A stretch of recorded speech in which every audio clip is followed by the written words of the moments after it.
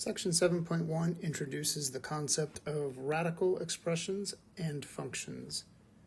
And when I say the word radical, I hope what comes to your mind is a notion of something that we call the square root. So we'll start with the definition here. The number b is a square root of the number a if b squared is equal to a. And we indicate square roots by the radical sign, and the radical sign is this symbol here. I'll give you another definition before I look at a couple of examples. If a is a positive number, then radical a represents the positive square root of a, which is also called the principal square root of a. Negative radical a represents the negative square root of a. And finally, radical 0 is 0. In other words, the square root of 0 is 0 itself. Let's focus in on radical a and negative radical a. So first, I'm going to remind you that it is true that 5 squared is 25. And it is also true that negative 5 squared is 25. And so this means the number 25 has 2 square roots. One of the square roots of 25 is 5, and the other square root of 25 is negative 5. And in fact, all positive numbers have 2 square roots. Now, if we want to talk about this in a more compact form, this is when we use the radical symbol, as we mentioned up here. So if I want to talk about 5 being a square root of 25, we could say radical 25 is equal to 5. This is the positive square root of 25, or the principal square root of 25. It's the one that you probably think about most of the time. However, negative 5 is also a square root of 25. And so the way we indicate that is by simply putting a negative symbol in front of the radical. So negative radical 25 is negative 5. Now, one final note, just speaking about basics of radicals here, is the square root of negative 25 is not a real number. And it is not a real number because it is impossible to square a number and get a negative. So, in short, we cannot have a negative symbol inside of a square root. We'll talk a little bit more about that in some of the examples. So to start off with, we're going to simplify a few basic examples, and we'll mostly just be writing down answers to these. You could use a calculator, but I want to try not to use a calculator for most of these problems. So when you see radical 36, we know that the square root of 36 is 6. And we know this because 6 times 6 is 36. In number 2, here we are simply indicating the negative square root of 36. And so this would simply be negative 6. In number 3, we are taking the square root of negative 36, and this is not possible in the real number system. So we're going to just say this is not a real number.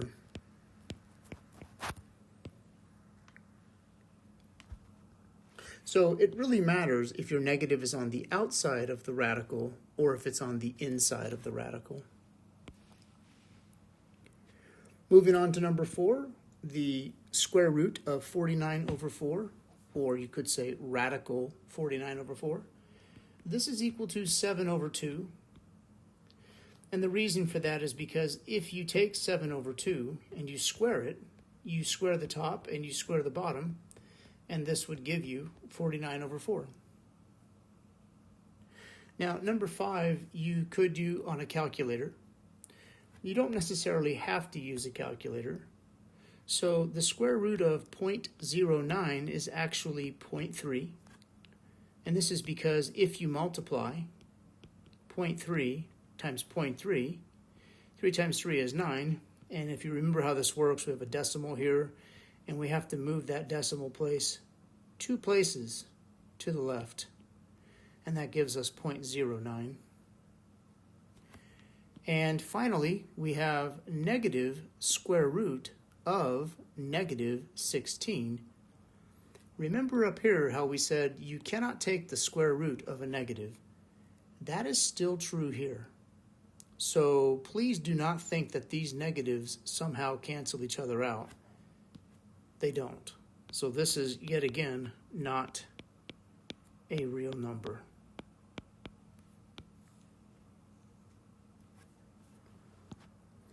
And just as a final note on WebAssign, where some of you might be doing your homework, when something is not a real number, you can simply enter not real as a short notation. Next, I want to talk about the square root property.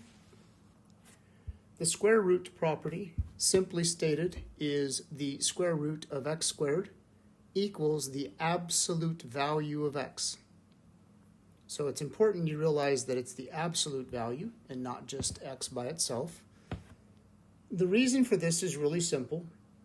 If you take the square root of 5 squared, you get the square root of 25, which is 5. And if you take the square root of negative 5 squared, that is also the square root of 25, which is also 5. So whether you start with a positive 5 or a negative 5, you always end up with positive 5.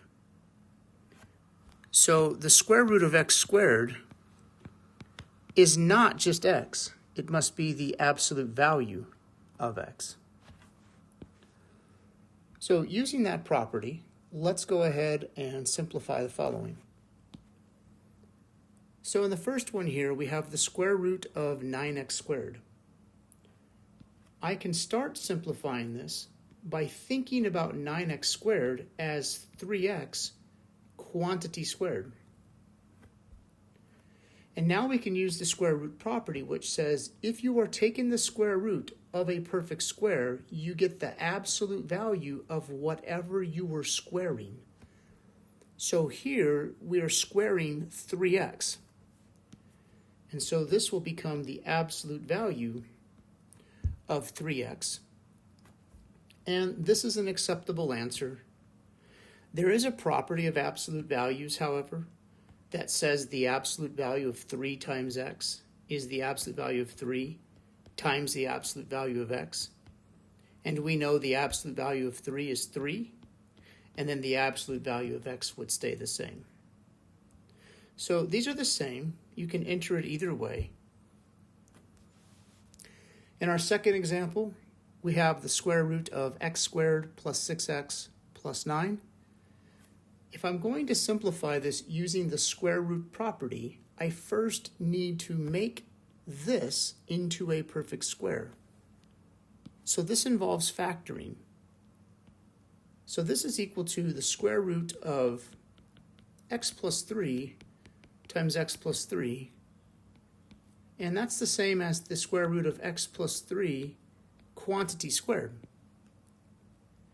And once again, we have a square root and a square, and those will cancel each other out. But we end up getting the absolute value of x plus 3. And unlike its multiplied counterpart, when you have addition here, you cannot break this apart. So this answer needs to stay as the absolute value of x plus 3. And for our final example here, we have the square root of 25x to the fourth. So remember that 25, of course, is 5 squared, and x to the fourth is x squared squared. So 25x to the fourth you could write as 5x squared quantity squared. So the square root of 25x to the fourth is the square root of 5x squared quantity squared. And now that we have a square root and a square here, we can cancel this, and what we get is the absolute value of 5x squared. Now, this answer is correct, and I hope this doesn't confuse you, but the absolute value in this answer is unnecessary. The reason these absolute values are unnecessary is because if you put in a number for x here, no matter if it's positive or negative, once you square it, it will always be positive. So if x squared is always positive and you multiply it by 5, that's also going to be positive. So if a number is already positive, there is no need to have absolute values. And so we could simplify this to be 5x squared.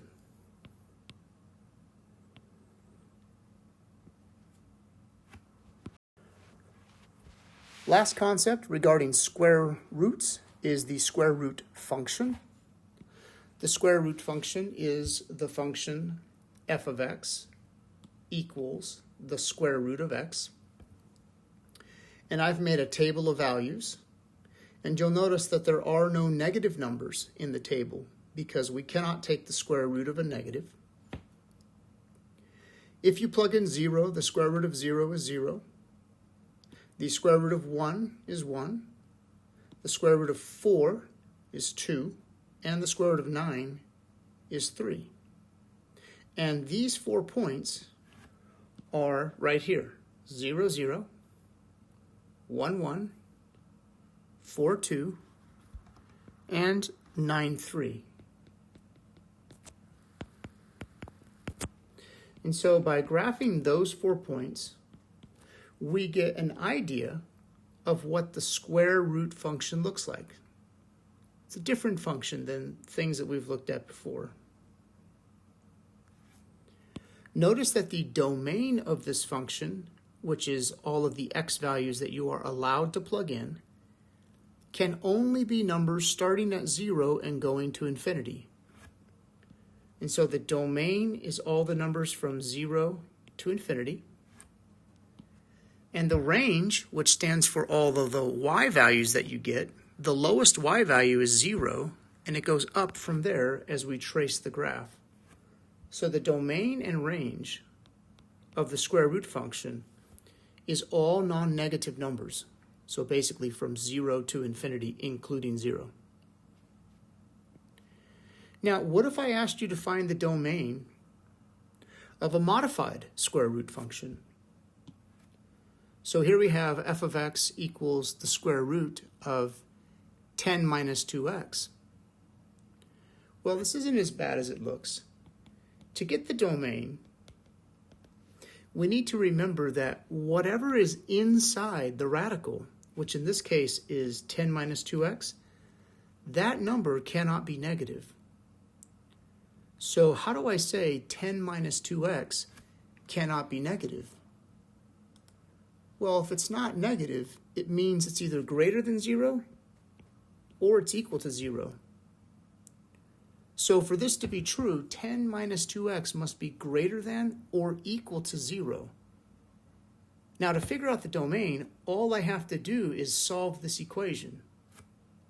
So I'll solve the equation by subtracting 10 from both sides, which gives us cancellation here.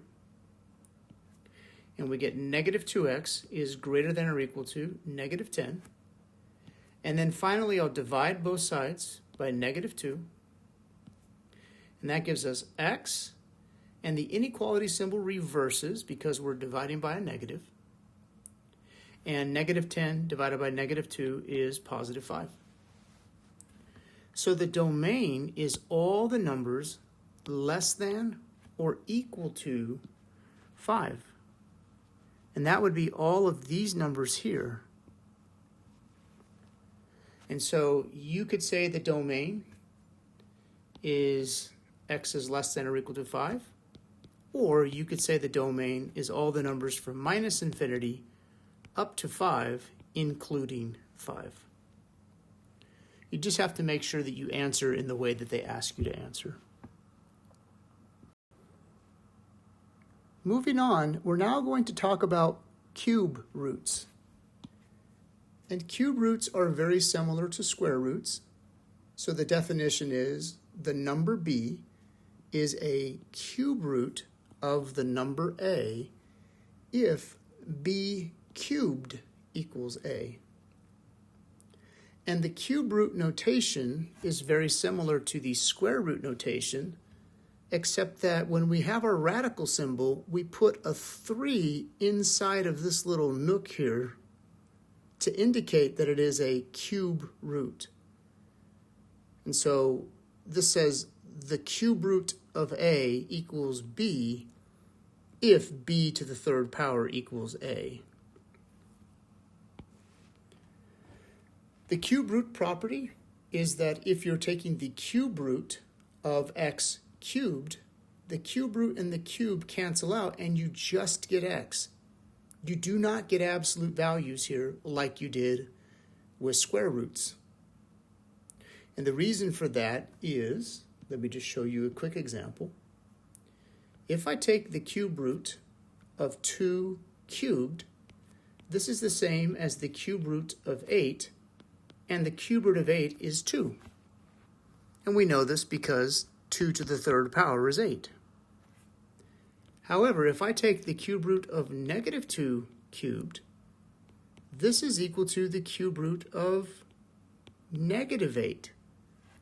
Because when you cube a negative, it stays negative. And the cube root of negative 8 is negative 2 because negative 2 to the third power is negative 8. So the point is, you don't always end up with a positive. If it's negative to begin with, it stays negative when you have a cube root. So this is why we do not have absolute values on the x here. So let's simplify the following. The first two are just really basic understandings of cube root. So in the first problem, the cube root of negative 64, if you know the answer, you can say this is negative 4. Now, I'll tell you why it's true.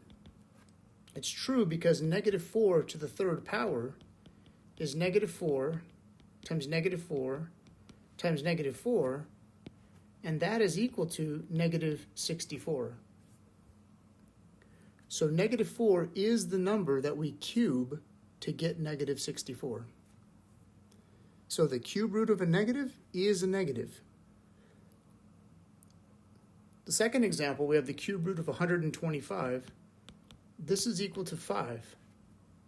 And the reason is, again, very simple. It is since 5 to the third power means 5 times 5 times 5, which is 125. And for number 3, we have the cube root of 8x cubed. So you have to be a little more careful when you have a variable involved. You have to be careful not to always do this intuitively. Sometimes intuition here can get you into a little bit of trouble. So let's be disciplined and let's write this out as the cube root of 8x cubed is the same as 2x quantity to the third power because of properties of exponents. And now that I have a cube root and a third power around the whole thing here, the cube root and the third power cancel out and we just get 2x. And again, no absolute value because it's a cube root. Let's look at the cube root function. The cube root function is the function f of x equals the cube root of x. I'm going to plug in 5 numbers. notice that we can plug in negative numbers because it is possible to take a cube root of a negative. The cube root of negative 8 is negative 2. Cube root of negative 1 is negative 1. Cube root of 0 is 0. Cube root of 1 is 1, and the cube root of 8 is 2. And so those points on the graph here are 0, 0, 1, 1, 8, 2,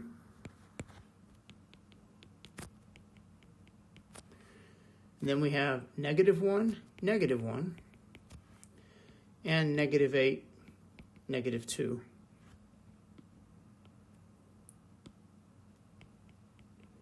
And what you should see from this picture is that the domain of this function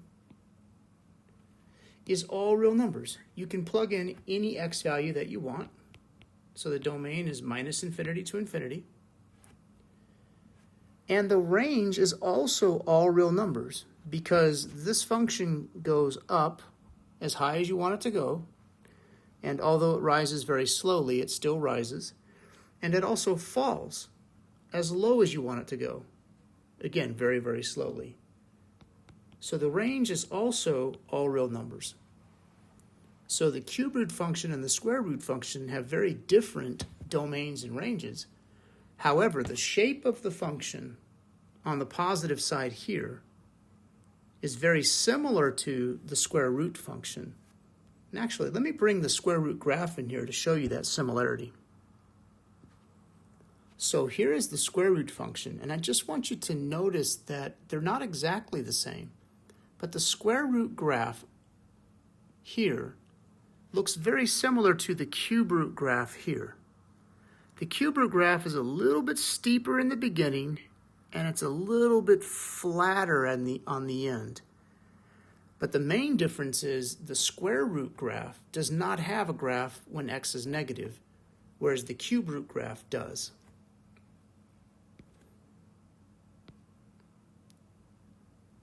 And so now we want to talk about nth roots of numbers in general. So the definition is the number b is an nth root of a number a if b to the n power is equal to a. And the notation that we use for an nth root is the same as the notation that we use for a cube root. We just need to put the number n in this little nook in the radical. So we say the nth root of a equals b if b to the n power equals a. And the nth root property is very similar to the square root and cube root properties. And that is the nth root of x to the n will always be the absolute value of x anytime n is even. And the nth root of x to the n will be x if n is odd. So again, remember when we had the square root, which is basically the case when n equals 2, we had the absolute value. And for the cube root, when n equals 3, we did not have the absolute value. Well, this can be generalized to odd and even. So some quick examples here. Let's simplify the following. So in the first one, we have the negative fourth root of 81. Well, the fourth root of 81 is 3. And so this is going to equal negative 3. And again, the reason for this is because 3 to the fourth power, which is 3 times 3 times 3 times 3, is 81. Now, number 2, we have the sixth root of negative 64. What's the answer here? Well, the answer here is that this is not real. You cannot take an even root of a negative number. So it's okay if the negative is on the outside, but if you have an even root, it's not okay if the negative is on the inside. So that's very much like square roots, right? Remember earlier we said something like the square root of negative 25 is not real. It's the same situation. And that is because for square roots, the index here is a 2. How about number 3? What is the fifth root of 32? Well, this is equal to 2 because 2 to the fifth power, which is multiplying 2 by itself 5 times, is actually equal to 32. And these higher powers are harder because we don't know these higher powers by heart as much as we know like square roots and such, or perfect squares rather. Now our final example here, actually our second to last example here, we have the fourth root of 625 times x to the fourth. So to do this problem, we need to know that 5 to the fourth power is 625. And once we know that, we can rewrite this as the fourth root of 5x quantity to the fourth power. And again, this is because of properties of exponents which say that you have to take the fourth power and give it to the 5 and give it to the x. But if the index here and the power here are the same, those will cancel out. And we get what? 5x? No, not 5x, right? We get the absolute value of 5x because, remember, back here, if you have the nth root of x to the n, and n is an even number like 4, for example, then you get the absolute value. And so this is the absolute value of 5x, which is an acceptable answer. But as we mentioned earlier, you could write this as the absolute value of 5 times the absolute value of x, which would be 5 times the absolute value of x. Both of these answers are right. And for our final example here, we have the fifth root of x minus 3 to the 10th power. So notice, if the index and the power are not the same, you can't just cancel those. So we need to remind ourselves that if you have something like a to the 10th power, you can think of that as a squared to the fifth power, because these powers would be multiplied. And so I can rewrite this problem as the fifth root of x minus 3 squared quantity to the fifth power. And basically what happens now is the fifth root and the fifth power cancel out. So if you allow me just to kind of cancel the radical and cancel the power there, this is going to give us x minus 3 squared.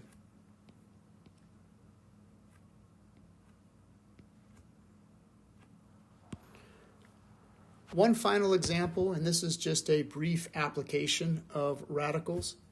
It is actually a fact from physics that if you drop an object from a height, the time it takes for an object to fall a distance of s feet is given by the formula t equals the square root of s divided by 4. And this time will always be in seconds. And so as an example, how long will it take an object to hit the ground when dropped from a height of 800 feet? So in this problem, the distance that it has to fall is s equals 800. And according to the formula, the time it will take to hit the ground is the square root of 800 divided by 4. And this will be in seconds. And then all we have to do is calculate this. And so the square root of 800 is not a whole number. So if you take the square root of 800 on a calculator, you get 28.28427.125. And then if we divide that number by 4, we get 7.071067, etc. seconds. And then usually you'll be told to round your answer to a specific number of decimal places. And so let's suppose in this problem, we want to round our answer to 1 decimal place. And so we're going to cut off our answer here. And remember, the 7 here rounds the 0 up. So this would be 7.1 seconds. And just to be clear, this would be an approximate answer. So it takes a little more than 7 seconds for an object to hit the ground if it's dropped from a height of 800 feet. Okay, so this concludes our introduction to radicals, square roots, cube roots. Time to get some work done.